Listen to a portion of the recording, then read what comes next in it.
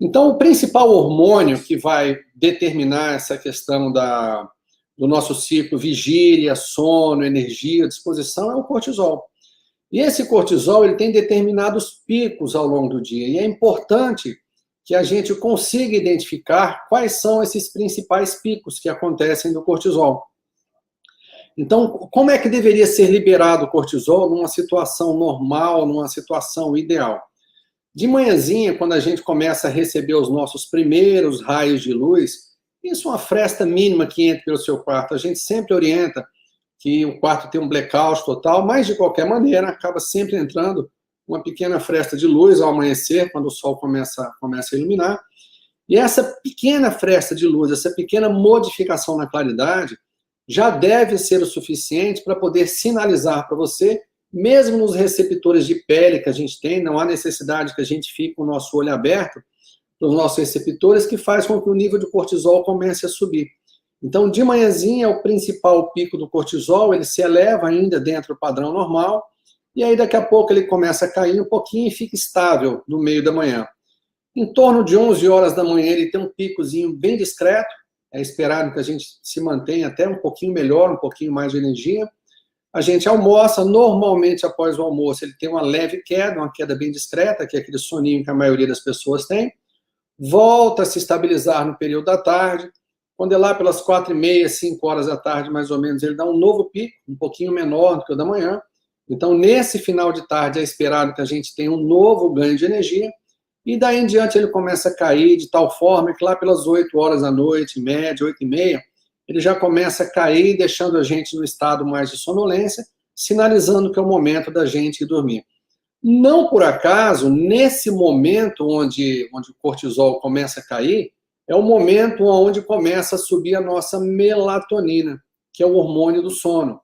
E por incrível que pareça, lá em torno das 11 horas da noite, mais ou menos, nós temos um outro pequeno pico de cortisol, muito discreto, muito pequenininho, que é para poder sensibilizar os nossos receptores hormonais, principalmente os receptores hormonais da melatonina.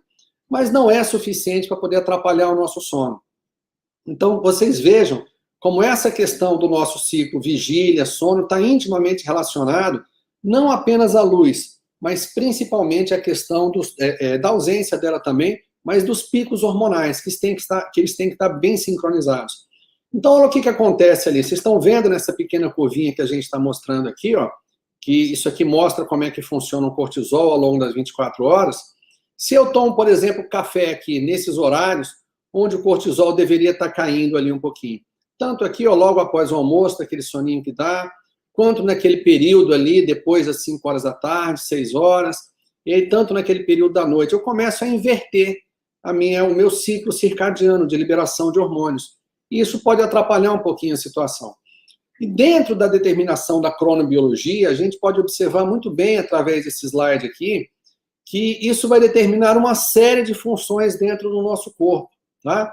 Então, como eu falei para vocês, por volta das 6 horas da manhã ali embaixo, é onde a gente observa o nosso principal pico do cortisol, o momento onde ele se eleva.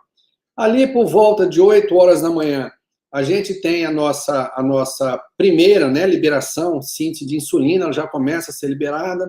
Por volta de 9 horas da manhã, é o principal pico da nossa testosterona. O nosso melhor momento de alerta durante a manhã gira ali em torno de 10 horas da manhã, é o pico do nosso alerta.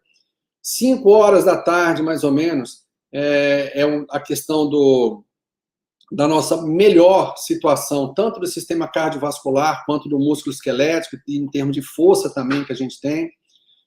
Por volta das 6 horas da tarde é o pico dos nossos níveis de lipídios, né, dos nossos ácidos graxos, e por aí vai. 7 horas da noite, a questão da temperatura também, da pressão sanguínea. Ali por volta de 9 horas da noite é quando começa a liberação de melatonina, para poder começar a induzir a nossa questão do sono. Então, vocês vejam que tudo isso ele é muito bem regulado pelo nosso ciclo vigília, sono e nosso ciclo de claridade, ou então da ausência da claridade, durante o dia e durante a noite. À medida que a gente conhece toda essa situação, como funciona o nosso ciclo circadiano, fica muito mais fácil da gente conseguir identificar uma quebra nesse ciclo circadiano para tentar intervir precocemente. e recuperá-lo e não deixar com que isso vá desencadear alterações hormonais importantes, como eu vou explicar para vocês daqui a pouco. E é exatamente isso aqui que eu tinha para falar para vocês. O estabelecimento de padrões cronobiológicos permite detectar mudanças precoces que ocorrem dentro da faixa fisiológica. E se eu consigo detectar precocemente essas mudanças, eu vou conseguir fazer uma alteração nesse ritmo circadiano, nessa cronobiologia, de forma com que eu intervira, que nem haja muitas vezes, que não há, na realidade, necessidade de intervenção com hormônios ou com suplementos. Numa fase extremamente inicial, eu consigo controlar e evitar essas situações, a evolução dessas situações, apenas com mudanças de hábitos. Então, vamos lá. Se eu começo a quebrar o meu ciclo circadiano, se eu com alterações no meu sono, dando plantões noturnos, ou com excesso de luminosidade, ou comendo fora daqueles horários onde o meu intestino estava preparado, o meu estômago estava preparado para receber esse alimento, eu começo a alterar a questão do cortisol. E muitas vezes essa alimentação, esse estresse provocado, essa alimentação irregular e esse estresse provocado pela quebra do ciclo circadiano vai gerar um aumento nos meus níveis de cortisol.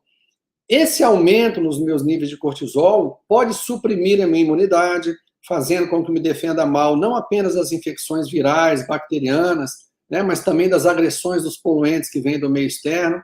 E essa alimentação também irregular, ela vai começar a gerar o que a gente chama de disbiose intestinal, que é um desequilíbrio entre as bactérias boas e as bactérias ruins, que vão gerar dentro do nosso intestino a formação de um processo inflamatório, gerando a produção de citocinas inflamatórias.